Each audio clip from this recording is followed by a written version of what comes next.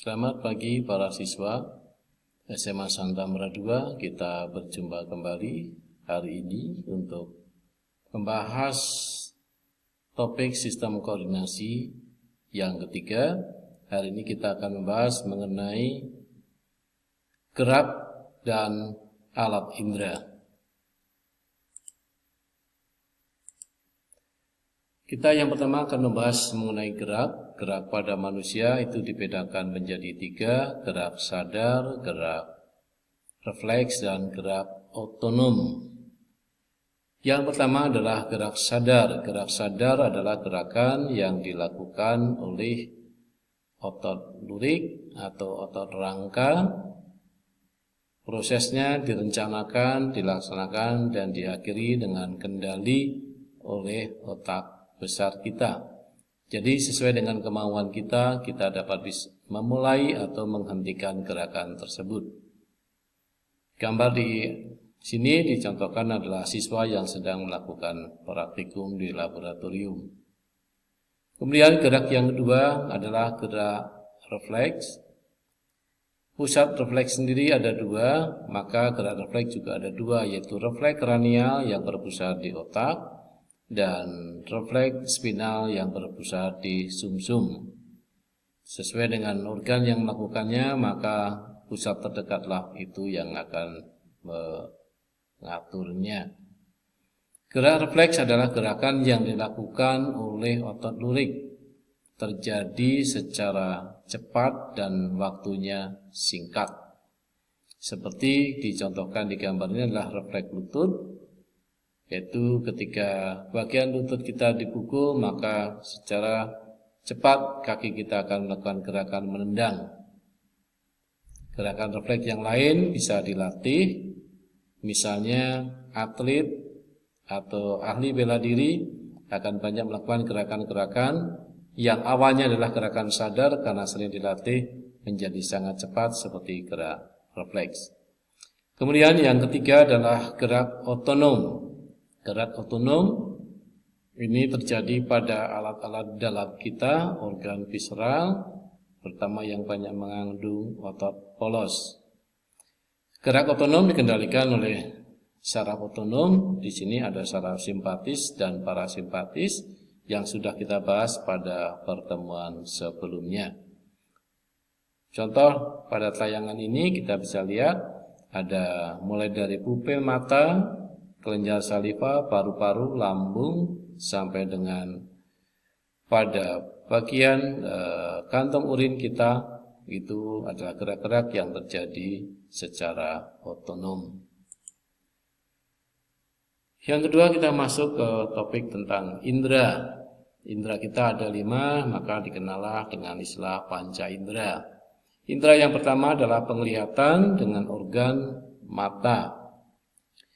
Stimulusnya berupa bayangan benda yang ditimbulkan oleh cahaya, kemudian reseptornya sendiri adalah retina. Pada gambar kita lihat bahwa ada 2, mata tampak depan dan mata tampak samping yang dibuat secara anatomis dari luar ke dalam.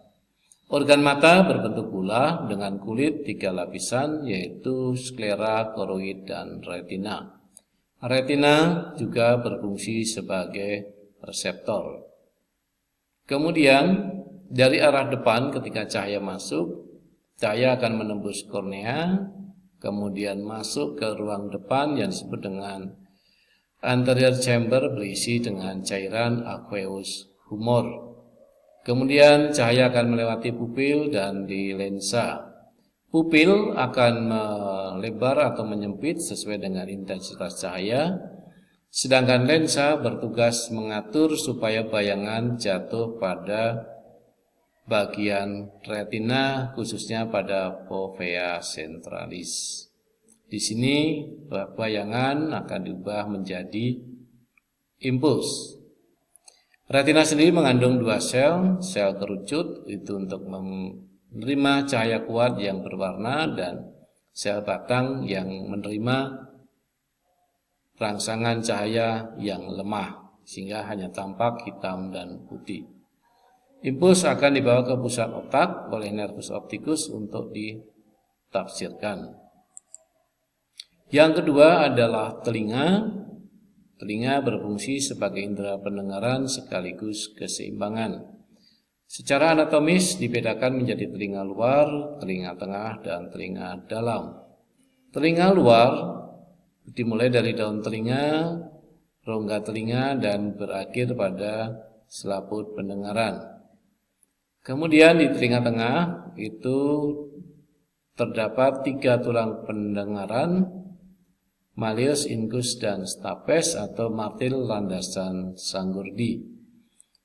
3 tulang pendengaran ini sendiri bersifat memperkuat getaran yang dikumpulkan oleh selaput pendengaran, kemudian diteruskan kepada area pendengaran yang kita kenal dengan rumah siput. Di dalam rumah siput terdapat cairan dan reseptor pendengaran. Impulsnya akan dibawa oleh nervus auditorius menuju pusat pendengaran di otak. Kemudian terdapat juga saluran 3,5 lingkaran. Ini berfungsi sebagai pengatur keseimbangan tubuh kita. Kemudian impulsnya akan dibawa oleh nervus vestibularis. Yang ketiga adalah indera pembau berupa hidung. Stimulusnya adalah senyawa kimia berbentuk gas. Saraf yang membawanya namanya adalah nervus olfactorius. Selain sebagai indera pembau, hidung juga berfungsi sebagai indera pernapasan.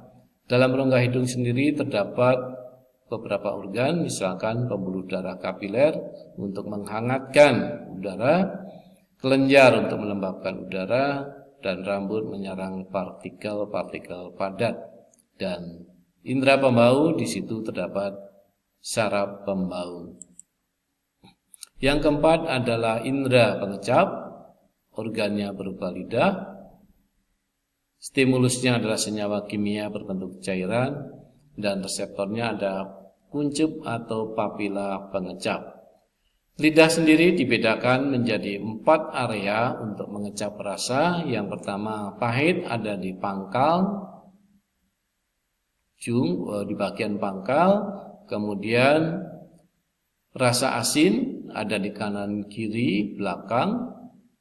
Kemudian paling depan adalah rasa manis. Antara rasa asin dan rasa manis terdapat pupil pengecap rasa asam.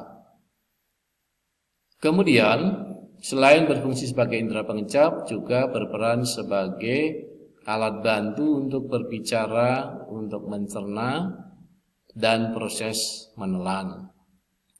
Untuk menjalankan fungsinya, lidah mempunyai kuncup pengecap, ya, di mana cairan akan masuk ke daerah yang seperti jurang ini.